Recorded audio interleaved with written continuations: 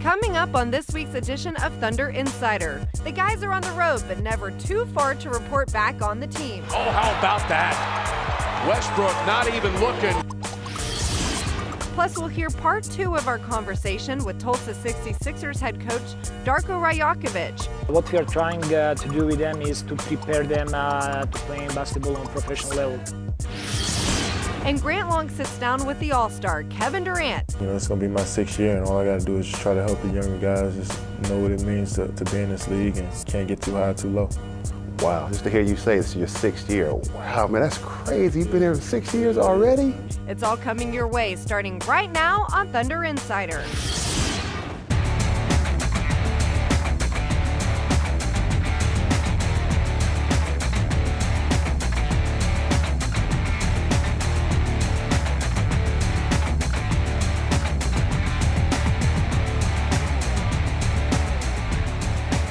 Welcome to another edition of Thunder Insider. I'm Leslie McCaslin, back in Oklahoma City after the first part of this 6-game road trip in which the team has continued a solid run in the month of January. Began with that battle in Big D, one that the Thunder came a win with in overtime for the second time this season, and another big win at the Staples Center against the Clippers. The team is now 9-4 in the month of January as they get ready to face the Sacramento Kings. So without further ado, let's welcome in part of our broadcast team via Skype. Matt Pinto and Grant Long have been braving the road trip in that 70-degree weather with the team. Guys, how is it on the West Coast today? Well, a little bit chillier. There's more of a nip in the air, wouldn't you say, Grant? It's down around 60 in San Francisco. And the rain is coming down also. Okay, trying to make us feel better. All right, well, we've already seen that this team is at its best when it starts off with a high energy and an aggressive tone. They've definitely done that on the road, and they've been getting to the free throw line. That has been key. Second in the NBA in attempts, guys. How has this team developed in that area? I think they just are so fearless in attacking the rim. They've got two tremendous isolation players off the dribble in Westbrook and Durant, and I think they play well off of those guys. Grant, whether it's them getting to the rim or pulling up on jumpers or setting up big men inside, it really puts a defense in a bad way. Yeah, my biggest focus when this team is developing and getting to the free throw line is their ability to operate their offense below the free throw line. You're not going to generate a whole lot of foul shot opportunities when you're operating above the free throw line, but when you get in there below the free throw line, you're infringing on your opponent's defense, and it makes it difficult for them to contain you. A lot of penetration from Westbrook. Durant now is also becoming a primary ball handler, so he's breaking down the defense as well. And it becomes habit forming when you have the reserves that come in, Reggie Jackson and those guys, they come in and do the same thing. So everybody's creating those opportunities to get to the free throw line by operating below the free throw line. And it helps when you're making those free throw guys. They're the top free throw shooting team in the league, averaging 23 a game. We saw how big this can be, especially in that win over Dallas. How big of an advantage is this? Well, when you shoot at 83% from the line, I mean, that's historically good. So it doesn't matter who gets fouled. It seems it's contagious on the plus side because of how much work this team does in knocking down free throws around practices and shoot-arounds. And I think there's a level of pride that they take in that. Kendrick Perkins, for example, when he came here from Boston, said, I got to work on my free throwing. I'm not going to stick out like a sore thumb in this group that knocks down 80+%. But, Grant, it's a huge advantage because the opposition knows that you really got them in a bind either way. Either they're putting you on the line or they're going to pay allowing open jumpers. Yeah, and I think the free throw part is a component to winning for this ball club, much like fast break points are, much like defensive rebounding and offensive rebounding, second chance points. In order to have that as an element to win basketball games, it's something that you have to work on a daily basis, and I give these guys a lot of credit. They shoot free throws in practice. They shoot free throws. It seems like they shoot free throws out of practice. Give them a lot of credit because Scott Brooks does a great job of making sure that's part of their practice regimen. And it helps a lot, Leslie, when you have three players on your roster shooting 90+% from the line. Yeah. Kevin Martin, Kevin Durant, and Thabo Sefolosha all in that category right now. You bet. And we could talk about Kevin Durant and Russell Westbrook every single night. And why not? Because of the way they're playing. They're combining right now for 62% of the Thunder's points. Guys, is this the best basketball you've seen them play together? Yeah, I think in general it is, and Kevin talked about that the other day before the game in L.A., that one, it's great to play with his best friend, and they've been in so many different settings together, international competition, Olympic competition, through the playoff runs of the last handful of years, and now on a game-to-game basis. And Grant, I see the chemistry continuing to grow and develop, that both players really understand each other at a higher level. They understand where they each want the ball, and when they get the ball in certain spots delivered by the other, they're virtually unstoppable. Yeah, and I think that familiarity breeding a lot of confidence between these two players. I think Russell and do the same thing with Kevin. They can play blindly and find each other on the basketball floor. They just know where one another's going to be when they perform certain moves. If Russell drives to the basket, he knows that Kevin Durant's going to float somewhere along the baseline, or he's going to be out near the top of the key. We've seen him make that pass time and time again. Let me give a kudo, Leslie, also to the coaching staff, because a season ago, they made an adjustment in allowing those two to play off of each other. They brush screen for each other all the time around the foul line area. You can't double team at that part of the floor, so that allows them both more space. It gives them a better look at what's going on by the opposing defense, and it makes this team a better team overall. And you guys talk about chemistry. Those players also have so much respect for one another. Both Russell and Kevin always quick to praise each other for how they're playing. All right, well, thank you both so much for joining us. Safe travels. Matt and Grant, we'll see you back here in just a few moments. Ahead on Thunder Insider. I believe that if those guys develop inside OKC system, that will help them a lot. And just the focus on the whole process is something that is very valuable for us. Hey, I'm Tabo Cephalosha, and you're watching Thunder Insider. And welcome back to Thunder Insider as we continue to break down this West Coast road trip and the longest one in Thunder history. Well, in just a few moments, we'll be joined by our broadcast team via Skype. But first, we bring you part two of our interview with Tulsa 66ers head coach Darko Rajakovic. Last week, he talked with our own Brian Davis about his coaching background. This week, he talks about the relationship with the Thunder and that constant communication that aids in the players' development. What are some of the key differences in the way that you have to coach at the D-League level versus at the NBA level? I always talk to our guys in Tulsa, and what we are trying to do with them is to prepare them to play basketball on professional level, to play basketball in NBA, to play basketball in Europe. And for assuming that role, it's very important to know that how you need to play, what's the way how you play as a starter, how you need to play starting off the bench, and just different angles of the game that we want to cover, and that we want to help our guys to learn different ways of playing game. For us in Tulsa, with those young guys, it's very important to understand for them that sometimes you will be in a starting lineup, but the key message for me and for those guys is important is who is finishing the game, not who's starting the game. Important is know where do you start on the team at the beginning of the season, but how you finish the season. And just the focus on the whole process is something that is very valuable for us. With the 66ers, you get a chance to come down the turnpike and work with the Oklahoma City coaching staff and with their players. You spend time with them here at Chesapeake Arena, also up the Integris Health Thunder Development Center. But you also take back with you Thunder systems. You are actually teaching your guys how to play the way that they would if they were called here, as some have been several times now, back to Oklahoma City to play here in the NBA. That's right, and I strongly believe that system in Oklahoma City Thunder, offensive and defensive system, is developed to perfection, and coaches over here are doing a great job. And for me, it's a completely natural thing to implement same system with our team in Tulsa. So the transition for guys coming from OKC to the Tulsa, and also for future players from Tulsa coming to Oklahoma City Thunder, is they need to know everything. They need to know system, play calls, our defensive coverages, everything. And for me, it was a fun process to try to implement those things. And even we have different personnel, maybe at some point to win games or to be a little bit more successful, maybe we would need to tweak some things. But as I already said, I believe in the process, and I believe that if those guys develop inside OKC system, that will help them a lot in their future career. Would it be safe to say that there are some European elements to the way the Thunder plays basketball? Because Oklahoma City does play the game a little bit differently than we've seen it played traditionally in the NBA. I would say that Oklahoma City Thunder is playing modern basketball, and they're doing a great job in implementing new things and new ideas. Coach Scott Brooks with his coaching staff is doing an amazing job adjusting the way how they play with the personnel they have on the team. So it's a great honor for me to be here and to have opportunity to learn from those guys and also try to implement some of those ideas with our team in Tulsa. Now it's time to say hello to our guys on the road as Brian Davis joins us for the first time as well. Brian, great interview with head coach Rajakovic. First of all, let's just get your thoughts on him.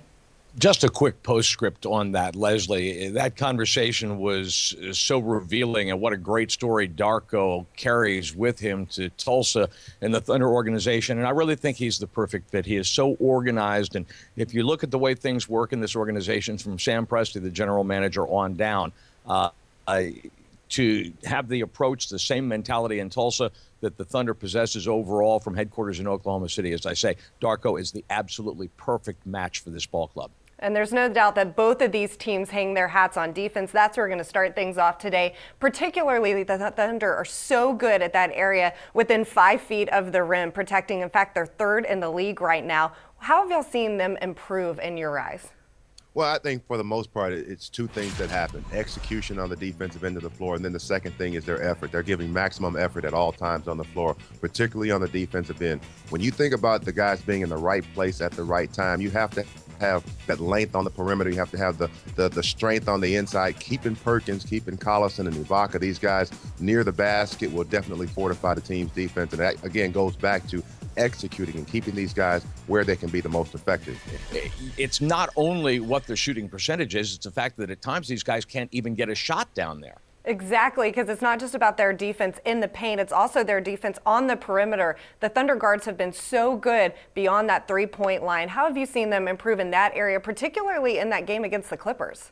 I think it's also been a lot of credit, or rather a lot of credit should go to Scott Brooks, because he's putting the right lineups on the floor. He's getting a lot of energy and effort out of his reserve group, particularly Liggins along with Reggie Jackson. These guys are coming into the ball game playing with a lot of energy. They're sustaining leads by playing solid defense. There's a lot of ball pressure by Liggins. He comes in very active, like I said, creates things you're not going to see in the box score, but he rebounds, he comes up with steals and grabs loose balls, much like Collison does. So all of those things play into the part of good perimeter defense. And then you add Russell to the mix, and Kevin Durant also playing in the passing lanes, and Russell pressuring the ball handler, making it difficult for them to get into their offensive sets. You know, we talk all the time, guys, about how with the Thunder's bigs, you can't always look at the stat sheet to measure the effectiveness, particularly of Perkins and Hasheem Thabeet. But I do think that when we're talking about the guards in perimeter D, Westbrook, Cephalosha, Reggie Jackson, DeAndre Liggins, I do think that you can look at the box score and find a good bit of the story. Just look at the opposing guards and what their shooting percentages are from night to night. And there's a real good chance that from game to game, that group, the other team's guards, are going to be below 40%. Absolutely, and that is a credit to head coach Scott Brooks, because every single player on this team knows how important defense is to winning. All right, well, thanks again so much to both of you guys for joining us. I know it's a long trip. You're almost near the end, so enjoy the rest of it. Thanks, Leslie. Thanks. Ahead on Thunder Insider. Every year we've lost to a champion. You know what I mean? It just, that's one thing that inspires me the most, is I finally want to get over that hump. I know it's a long road. It's not going to be easy. Thunder fans, don't forget to take part in our Watch and Win contest, brought to you by your Oklahoma Chevy team dealers. Not only do you have a chance to win tickets to an upcoming home game, just visit thunder.nba.com and enter the code 8756 or text the code 68278 for your chance to win. Welcome back as Thunder Insider rolls on from the studios of the Oklahoman and NewsOK.com. Well, Kevin Durant never ceases to amaze. He's always improving his game, and that's evident by his recent success. Against Dallas, he scored a career-high 52 points and was yet again named Western Conference Player of the Week. In a special sit-down earlier this season, Kevin Durant went one-on-one with our own Grant Long. How do you handle adversity? Everybody's been through ups and downs. There's a lot of peaks and valleys in this league. And I think that just knowing what the process is, and knowing that you can't be perfect every single game. It's going to be my 6th year, and all I got to do is just try to help the younger guys just know what it means to be in this league and can't get too high or too low. Wow, just to hear you say this is your 6th year. Yeah. Wow, man, that's crazy. You've been here 6 years already? Yeah, I know. Golly. Time goes by fast. That's crazy.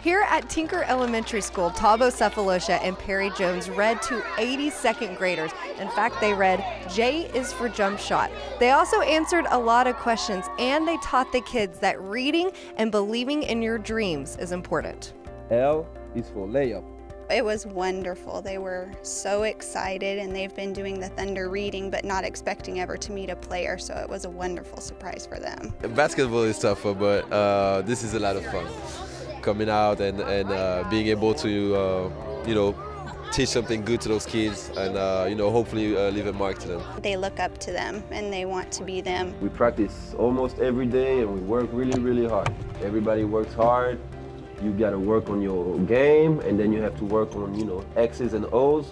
You know what the coach wants you to do on the court with the rest of your teammates, and it takes a lot of practice. When they tell them that reading's important to them, then that gives them somebody to follow, and it just is somebody extremely special telling them to do something, so it makes them have that much more buy-in to it. Y is for YMCA.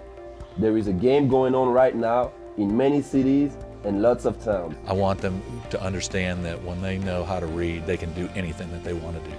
Why is it important when you come out here to do things like this? To show that we still care and we still a part of the community, and whenever we're available, we're here. It's good. I mean, people support us so hard throughout the season that it's great to be able to make time to come and help the kids. Reading is fun and books are cool too. Reading is fun and books are cool too.